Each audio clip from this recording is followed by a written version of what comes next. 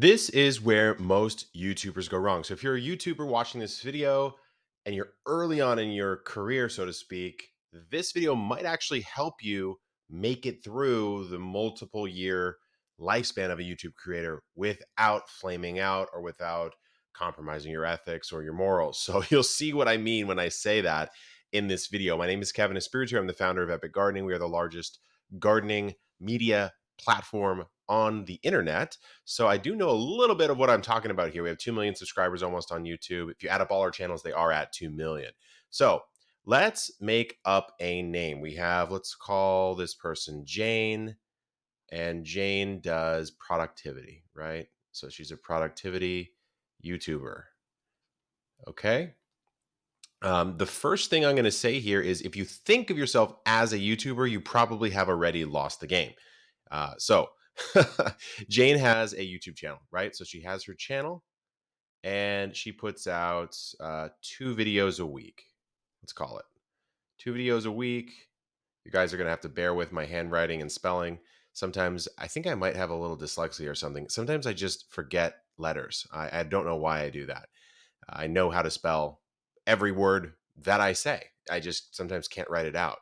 Okay, so how is Jane going to be making some money? Let's first of all give her some subscribers. So she has 100,000 subscribers, right? So you might say she's made it. Jane's doing really well. She's killing the game, and in a sense that she is, right? So how is Jane making her money? So her money over here is coming from one, ads, right? This is Google ads. So this is AdSense. This is the ads that come on a video before, during, and after. Next, you have maybe brands, right? These are the most common ways YouTubers make their money. So brands, maybe she's doing something for Notion, which is a productivity tool. So she's getting paid via ads. And the way that the ads make money is they pay you a certain amount. Let's call it $10 per 1,000 views, right? And then this one's paying her maybe $2,000 per video.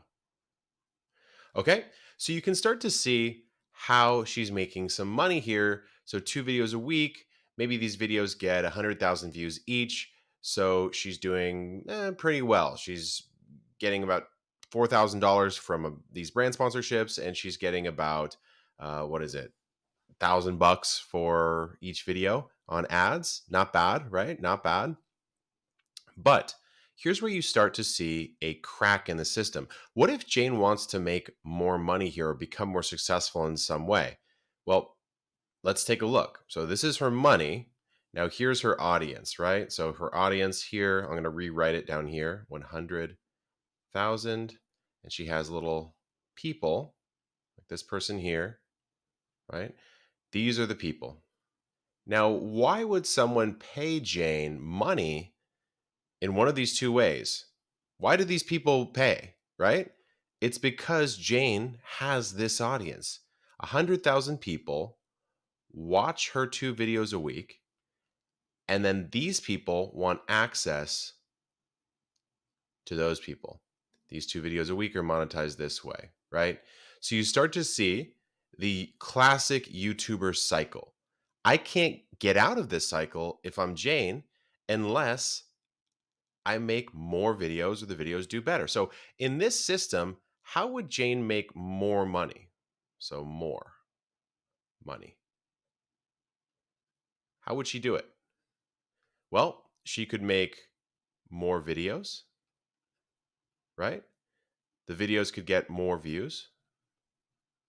She could make more money from brands, so more money per video. Or perhaps she could make more in ads. So like her dollars from ads goes up. There's not really a whole lot of other ways. I mean, she could also grow her audience. So audience is larger because audience being larger tends to only do this though. It'll either increase your views or it'll increase your money per video from your brands, right? Because a brand might want to sponsor you at a higher rate if you have more subscribers, right? If you notice what's happening here, if you think about what Jane actually has control over, It's not that much. She really can only control the quality of her video and the frequency of her videos, right? And she doesn't control these services. So these are external. She cannot control these. Now, how do you escape this system? You'll see this happen all over the place with YouTubers, and they seem to have no idea how to get out. It's actually very simple. If you think about what's happening here, who's the who's the actual customer for Jane? It's these people. These people are her customer. Her customer is who's paying, right? Your customer isn't who's watching in this situation. It's who's paying you. So if you think about it, what is her audience in this system? Her audience is the product, which is a disconcerting fact for many creators. Once they realize that the audience they built, they are using to sell ads against or sell brands against only. I'm not saying there's anything wrong with this. I'm just saying if that's the only thing you're doing, your audience is your product and your customer is your people who are paying for the product, right? This is what people rail against with Facebook, Instagram, whatever. All the while they're doing it themselves. So how to escape? So let's do an escape plan here, right? Escape plan. Just for a little credibility here, I mean, we do quite a bit of revenue off of YouTube. This is a rocket. It does not look like a rocket though, so I might actually delete this. Let's delete that. That doesn't look like a rocket. Okay. Epic Gardening does 89 to 93% of our revenue off of YouTube, and YouTube makes a lot of money. Okay. So there's some credibility here.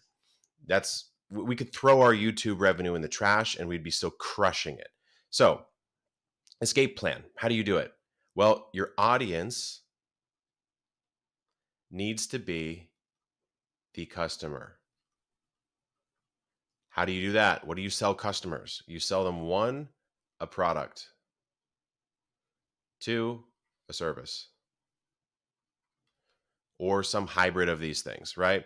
So in Jane's case, what could she do? If she was selling a product, she could sell a journal, she could sell a Notion template, she could sell maybe I don't know, like a cool pen. I don't know. I'm just making stuff up here, guys. I'm not some product genius. Okay, service. What could she do? She could do one-to-one calls. She could do consulting. See what I mean? Like I'll put the L before the T. I don't understand why I write that way. She could do some kind of like corporate consulting. Maybe she has some people in the audience who are looking for corporate experiences. She could come in, do a talk, make a bunch of money that way. Okay, so back over here, she could do like a digital course, right? Now, I'm not saying you either do, it's not this or this. It's both, right? So with her escape plan, all she's doing, so like over here in this initial example, her revenue, let's just call it 50-50, right? So 50% is coming from ads and the other 50% is coming from brands. So over here in the escape plan, now that she's created a more robust system, let's call it 25% is coming from the ads still. Another 25% is coming from the brands. And then let's just go like this. She's got a product. She's got like some journals or something that she sells. That's this percentage here. And then she's got some sort of course that she's selling, right? Sorry, these are just really bad ways to determine this. But what you have here is, so this is not resilient at all, really, because if this ad rate changed or if brands don't want to work with you, you're screwed, right? Over here, this is much more resilient. If one of these four falls out the roof for some reason, you're fine. You take a 25% revenue hit. You don't take a 50% revenue hit, and probably both happen at the same time in this situation. So there's a lot of ways to get out of what I would call the YouTube rat race. A lot of people start YouTube to get out of the rat race, and then they get into a different rat race of their own. It's just one that they have a little bit more control over. So this is my sort of theory of how to get out of that on YouTube. So if you enjoyed this, please subscribe. This is kind of a weird video format. Tell me if you liked it. Good luck in the, well, I was going to say my old slogan. Good luck, and I'll see you on the next video.